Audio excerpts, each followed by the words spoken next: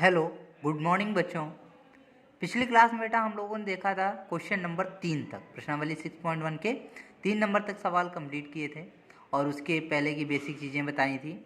आज हम लोग उसी के आगे क्वेश्चन देखेंगे, क्वेश्चन नंबर 4 से।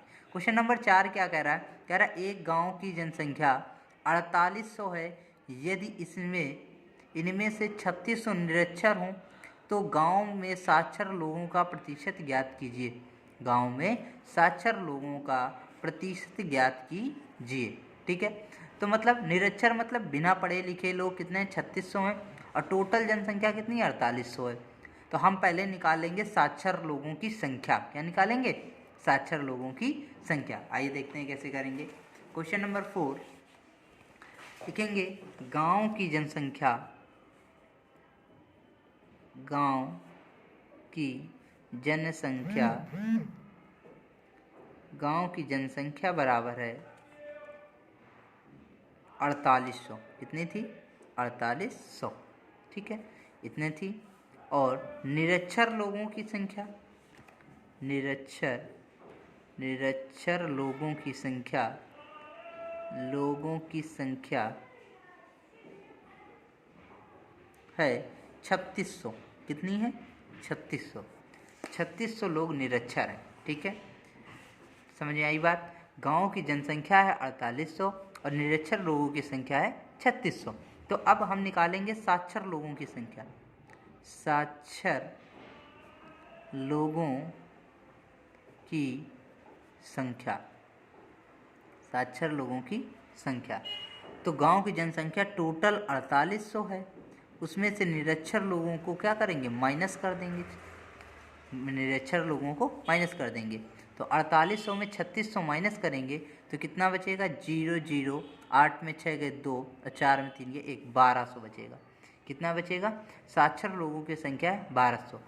तो अब कह रहा साक्षर लोगों का प्रतिशत ज्ञात करना है। क्या ज्ञात करना है? साक्षर लोगों का प्रतिशत। लिखेंगे साक्षर लोगों का प्रतिशत। कैसे निकालेंगे? टोटल साक्षर लोग हैं कितने? 1200। जितने साक्षर लोग हैं उनको ऊपर लिख देंगे और टोटल जनसंख्या कितनी? 4800। यानी 4800 में 1200 लोग साक्षर हैं और प्रतिशत निकालने के लिए 100 का क्या करते हैं? गुणा कर देते हैं। तो 2 जीरो से ये 2 जीरो कट जाएंगे, 2 जीरो से 2 जीरो कैंसिल। अब 1200 बट्टे आया 48, तो 12 से इसको काटेंगे, 12 एक कम 12, 2 जीरो और 12 चौक 48। तो ये ऊपर आ गया 100/4। अब 4 से 100 को डिवाइड करेंगे तो 4 दूनी 8 और 4 पंचे 20, तो 25 आएगा। कितना आएगा? 25। 25 चौको 100, 4 से कट जाएगा तो 25% आएगा। कितना आएगा? 25%। यही हमारा क्या होगा? आंसर। ठीक है, तो इसके 4 नंबर क्वेश्चन समझ में आया। गांव की जनसंख्या दी 4800, निरक्षर लोगों की संख्या दी 3600। तो हमने पहले साक्षर लोगों की संख्या निकाल ली 1200, फिर साक्षर लोगों का प्रतिशत निकाल लिया। तो प्रतिशत 1200 साक्षर लोग हैं कितने में? 4800 में। टोटल जनसंख्या 4800 और प्रतिशत निकालने के लिए 100 का गुणा कर दिया। इसको सॉल्व करेंगे तो आ जाएगा 25% और यही होगा हमारा आंसर। ठीक है, अब देखेंगे अगला क्वेश्चन। अगला क्वेश्चन है 5। कह रहा है कि विनोद अपने वेतन का 15% मकान किराए पर देता है, 30% भोजन सामग्री पर और 20% बच्चों की शिक्षा पर व्यय करता है। व्यय करता का मतलब खर्च कर देता है। ठीक है, बच्चों की शिक्षा पर व्यय करता है। यदि उसका मासिक वेतन 7500 रुपये हो तो मकान किराए, भोजन सामग्री और बच्चों की शिक्षा पर अलग अलग व्यय ज्ञात करना है, अलग अलग खर्च ज्ञात करना। तो लिखेंगे हम पहले विनोद का मासिक वेतन। 5वां नंबर क्वेश्चन देखेंगे। विनोद का मासिक वेतन, मासिक वेतन कितना है? 7500 रुपये। कितना है? 7500 रुपये। ठीक, इतना उसका वेतन है। विनोद का मासिक वेतन 7500 रुपये। अब सबसे पहले वो खर्च किस पे करता है? मकान किराया। तो मकान किराए पर खर्च करता है, लिखेंगे मकान किराया पर खर्च करता है बराबर कितना खर्च करता है? 15%। कितना 15%। ठीक है, और मकान किराए के बाद भोजन सामग्री, मकान किराए पर और उसके बाद भोजन सामग्री पर खर्च करता है, भोजन सामग्री पर खर्च करता है, खर्च करता है। तो भोजन सामग्री पर खर्च करता है 30%। कितना खर्च करता है? 30%। और कह रहा है कि बच्चों की शिक्षा पर, बच्चों की शिक्षा पर खर्च करता है, बच्चों की शिक्षा पर खर्च करता है, खर्च करता है बराबर 20%। कितना खर्च करता है? 20%। तो ये इसके खर्च आ गए। अब ये कह रहा है कि इनका वास्तविक मतलब व्यय कितना खर्च करता है, अलग अलग व्यय निकालना है। मकान किराया का व्यय निकालना है, भोजन सामग्री का व्यय निकालना है और बच्चों की शिक्षा का व्यय निकालना है। तो ये जो 15%, 30%, 20% दिया है, ये किसका है? उसके वेतन का है कि मासिक वेतन में इतना कमाता है, इतने उसका वेतन है। अब इतने का 15% मासिक किराए पर खर्च करता है, 30% भोजन पे खर्च कर देता है और बच्चों की शिक्षा पर 20% खर्च कर देता है। ठीक है, तो यही अलग अलग व्यय निकालना है। ठीक है, तो हम लिखेंगे मकान के किराए, सबसे पहले निकालेंगे मकान के किराया पर व्यय बराबर, तो टोटल 7500 है इनकम, वेतन, और उसका 15% खर्च करता है। कितना? 15%। परसेंट हटेगा बटे में 100, 2 जीरो से 2 जीरो कैंसिल हो गए, तो आ गया 75 गुणा 15, गुणा कर देंगे, 15 पने 75 की 5 हासिल 7 और 15 सते 105, 15 छक्का 90, 15 सते 105, 105 और कितना 7, 15 सते 75, 7 बचा था ना, 15 पने 75 हासिल 7 और 15 सते 105 और 7, 7 5 12, 112। तो 1125 रुपये खर्च करता है किस पे? मकान किराए पर। इसी तरह आगे निकालेंगे हम भोजन सामग्री पर खर्च करता है, खर्च करता है। तो भोजन सामग्री पर खर्च करता है, कितना करता है? 30%। तो टोटल वेतन का 30%, यानी 7500 का 30%। परसेंट हटाएंगे बटे में 100, 2 जीरो से 2 जीरो कैंसिल, 3 बचे 15 हासिल 1 और 3 से 21, 1 22 और 1 जीरो, 2250 रुपये खर्च कर रहा है किस पर? 2250 खर्च कर रहा है भोजन सामग्री पर। ठीक है, अब निकाल देंगे बच्चों की शिक्षा पर खर्च करता है, किस पर निकाल देंगे? बच्चों की शिक्षा पर। तो बच्चों की शिक्षा पर खर्च करता है, शिक्षा पर खर्च करता है बराबर, तो बच्चों की शिक्षा पर खर्च करता है कितना? 20%। तो पूरी इनकम है 7500 और इसका 20%, परसेंट हटाएंगे बटे में 100, तो 2 जीरो से 2 जीरो कैंसिल हो जाएंगे, 2 पंचे 10 की जीरो हाथ से लगा 1, 2 सत्ते 14, 1 15 और 1 जीरो, 1500 रुपये खर्च करता है। ठीक है, तो सबका अलग अलग व्यय आ गया ना। मकान किराया 1125 और भोजन सामग्री 2250 और बच्चों की शिक्षा पर 1500 रुपये। ठीक है, तो यही हमारे क्या हो गए? आंसर हो गए, अलग अलग व्यय सबके निकला है। ठीक, अब देखते हैं क्वेश्चन नंबर अगला। अगला क्वेश्चन क्या है? क्वेश्चन नंबर 6 कह रहा है एक परीक्षा में गीता ने 348 अंक प्राप्त किए। ठीक है, यदि उसे 58% अंक प्राप्त हुए हों तो अधिकतम अंक ज्ञात कीजिए। अधिकतम मतलब जो पूर्णांक होता है उसकी बात बोल रहा है। ठीक है, तो अधिकतम अंक ज्ञात करना है, तो इसको कैसे करेंगे? क्वेश्चन नंबर 6, क्वेश्चन नंबर 6 लिख देंगे माना अधिकतम अंक बराबर यक्स। कितने? यक्स। अब यक्स का कितने परसेंट अंक प्राप्त कर रहा है? कितने परसेंट? 58% अंक प्राप्त करता है। और 58% क्या है? 348 अंक जो है वो उसके 58% अंक है ना। तो क्या करेंगे? एक्स का 58% प्राप्त करता है, तो लिखेंगे गीता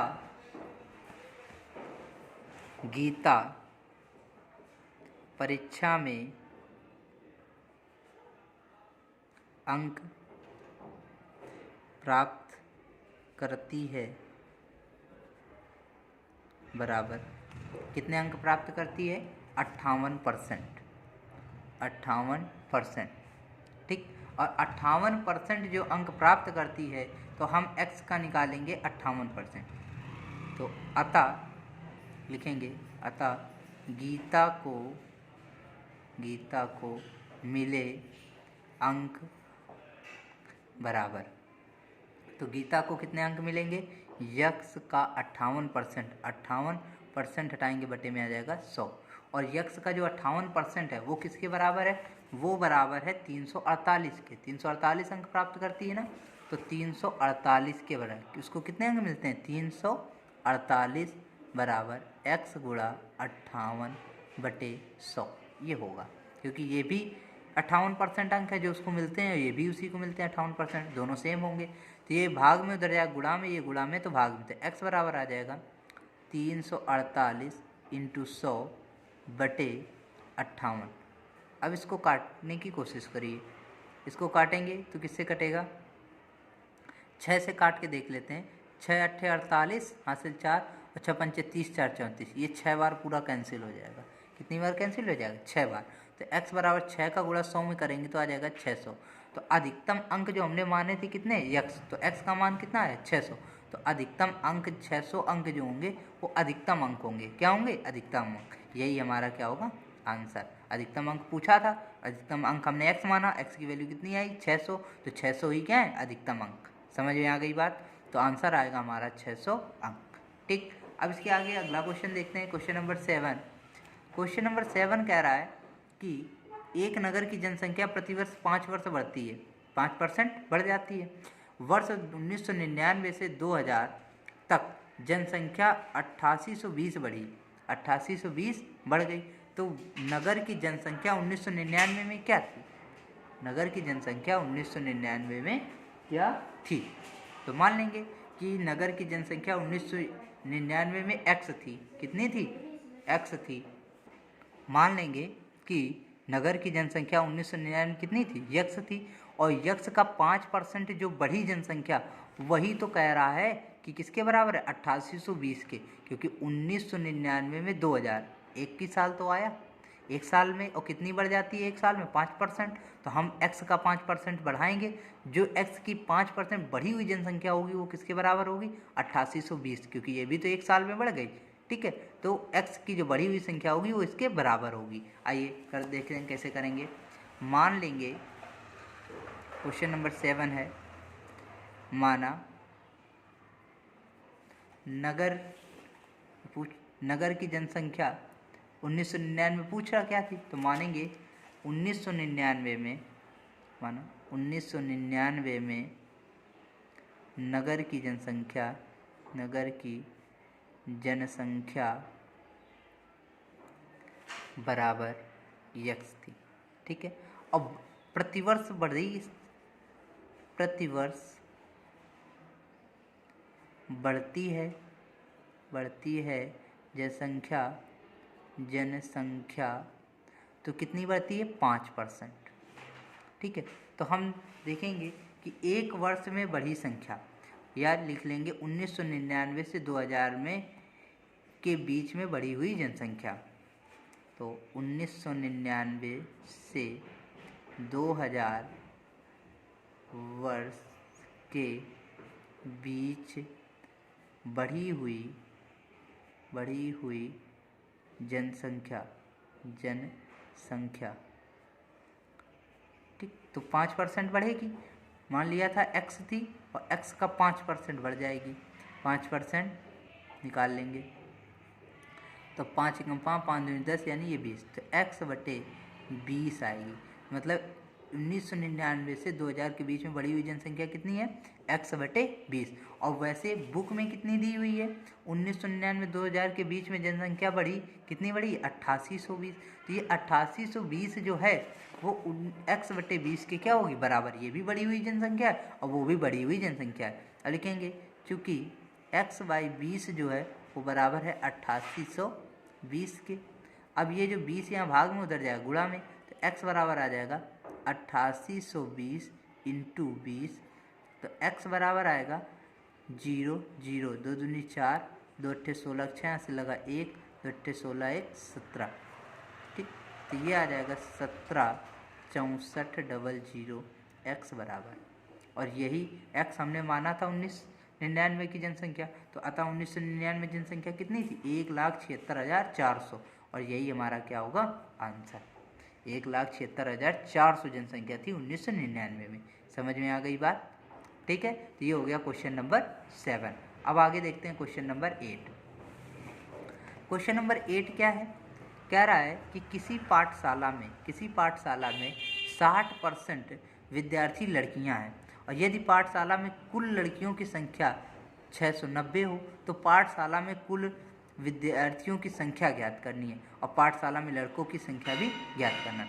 तो देखो बात, किसी पाठशाला में 60% क्या है? विद्यार्थी लड़कियां हैं, मतलब 60% लड़कियां हैं, और यहाँ ये भी कह रहा कि लड़कियां कितनी है? 690, यानी कि ये 60% होगा वो किसके बराबर होगा? 690 के, क्योंकि 690 भी लड़कियां हैं और ये 60% भी लड़कियां हैं। तो हम मान लेंगे कि पाठशाला में कुल विद्यार्थियों की संख्या यक्स, और उसका 60% हम निकालेंगे, वो होगी लड़कियों की संख्या, और यहाँ भी लड़कियों की संख्या, तो दोनों क्या कर देंगे? बराबर कर देंगे। आई बात समझ में? आइए देखते हैं क्वेश्चन नंबर 8। क्वेश्चन नंबर 8 में लिखेंगे माना पाठशाला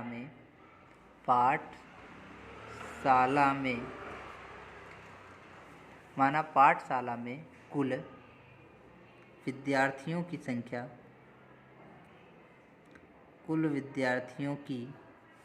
संख्या बराबर यक्स, कितनी है? यक्स, और लड़कियों की संख्या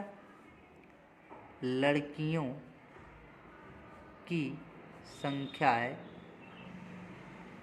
बराबर 60%, कितनी है? 60%। तो हम निकालेंगे लड़कियों की संख्या